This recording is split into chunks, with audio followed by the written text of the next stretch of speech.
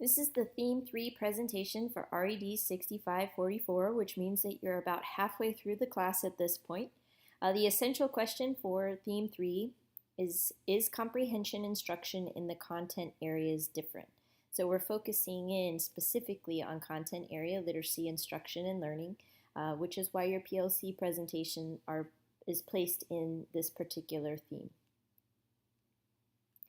So we'll talk just about the readings that you have for this theme, keeping in mind that you have a learning log, and that learning log should connect your understandings of those readings back to the essential question. If you can't remember what the essential question is, keep in mind that it is available on your syllabus, so you can refer back to that to find it. You also have a teachers and readers blog to complete, just like you do in each theme, and then your PLC presentation, which I'll talk about later in this presentation. So there is a considerable amount of reading in this particular theme, so it will help for you to pace yourself in order to complete it all. You have one chapter, chapter 6 in the Cummins text. You have chapters 12 and 13 in Harvey and Goodvie. And then in the Keene and Zimmerman text, you have chapter 3, 4, and 7. And you have an article by Fisher and Fry, which is located under module 3. And don't forget to complete your PLC text if you haven't done so already, since your presentation is due at the end of this module. So for the presentation, keep in mind that a description and the rubric are available to you in the syllabus. In addition to that, there are guidelines posted under module 3.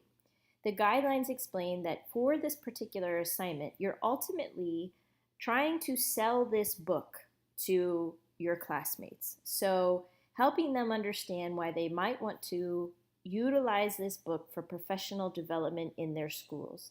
And there is in these guidelines a list of options for what that might look like.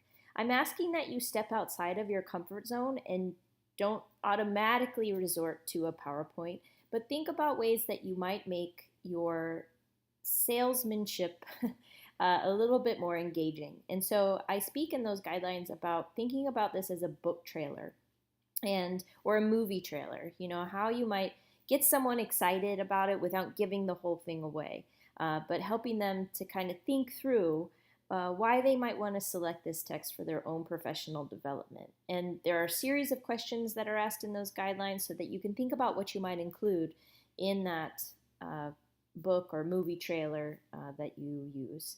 There's also a list of potential apps that you might use as opposed to PowerPoint. Although I do say that if your group decides to use a PowerPoint, you may do so.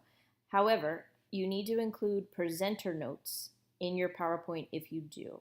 And the reason for that is that a video or a book trailer of sorts speaks for itself. But in a PowerPoint presentation, you should really include less words on the page, but more information in the presenter notes. So keep that in mind.